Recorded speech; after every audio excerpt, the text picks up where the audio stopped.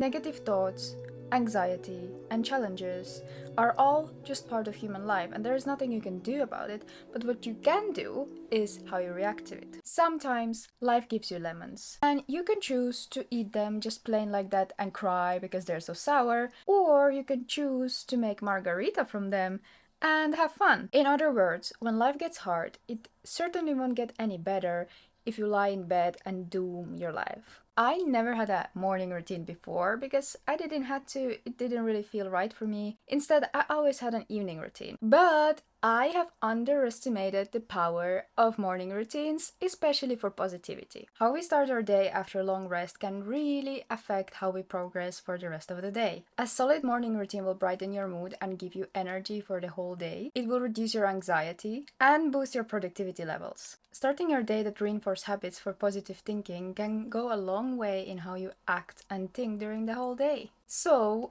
I decided to give a morning routine a try and it has changed my life. And now I will share my morning routine with you that I've developed to kickstart the day to remain positive through the whole day, especially when facing challenges. Every morning, of course, starts with coffee. Without coffee, life would be terrible. If you didn't know, coffee helps with depression, but again, for some people, coffee might cause anxiety, so you need to know yourself.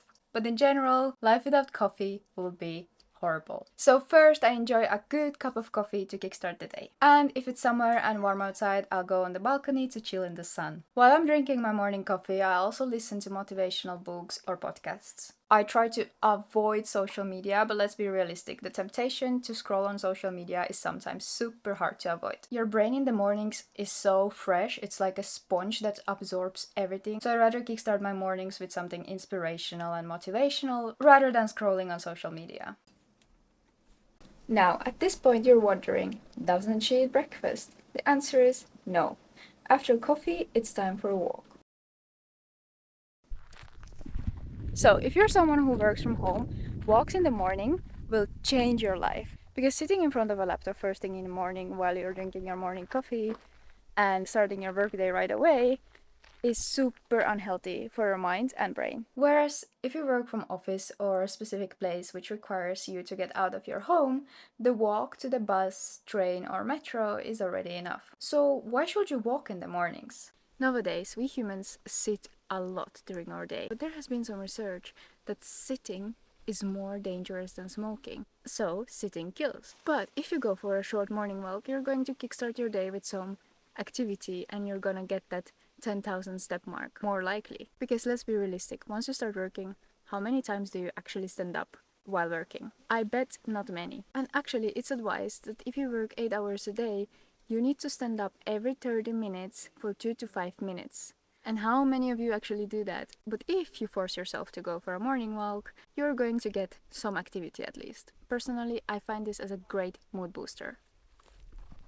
The optimal habits to do as the first thing in the morning if you're a health and wellness enthusiast and you care about your mind and body and you want to live a good life is movement for your brain to fully wake up. Which brings me to my next point of the morning routine. A short session of aerobic exercise. I don't do this every day, only 1 to 3 times a week for 5 to 10 minutes a time, only to get that heart rate up a bit. You can do anything that fits you. I'm just a fan of jumping rope. Breaking a sweat and getting that heart rate up first thing in the morning does wonders for your mood and energy. And by the way, I don't do this for the weight loss benefits, even though this is a great way to kickstart the process for the whole day. If your mornings are tight, don't worry, only 5 to 10 minutes of aerobic exercise in the mornings is enough to get that heart rate up and release some endorphins, which make you feel like you're on drugs or something. And what is even more, exercise changes the structure of your brain over time and makes your mind and brain healthier. So you have the short-term effects and the long-term effects from exercise. However, for the long-term effects, you need to be working out at least 3 times a week for 1 hour per time. But obviously, not everyone has the time to work out for 1 hour every morning, so instead of creating these unrealistic expectations for yourself, just go for the 5 to 10 minutes and leave the longer workouts for evenings, for example. And remember, it is the aerobic exercise that has the positive effects for your brain and mind. However, there has been some research done that yoga and Tai Chi will have the similar effects, which brings me to my next part of the morning routine for positivity. After the short aerobic workout, I usually stretch just quickly to open up muscles and relax them a little bit. I usually do longer stretching session in the evenings.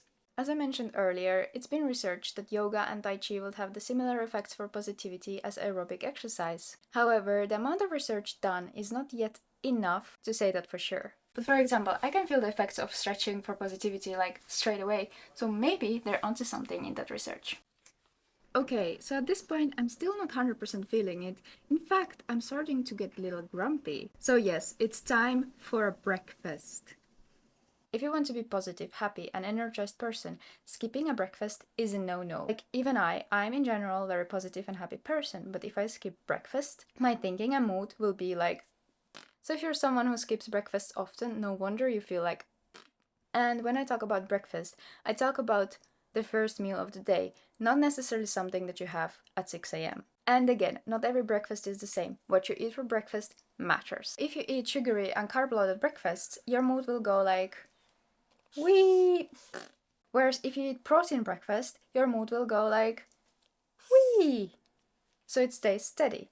Let's just say breakfast either makes or breaks your day. And foods rich in protein contain amino acids that help to produce key neurotransmitters in preventing and treating depression and anxiety. In fact, I have tested this myself. For years, I used to eat oatmeal every morning until I got bored with it. I decided to switch it to eggs. And I've never looked back after the switch. Here's why. After eating oatmeal for breakfast, I felt hungry 2 hours after eating. My energy levels had dips during the day and I felt less on point with my thinking.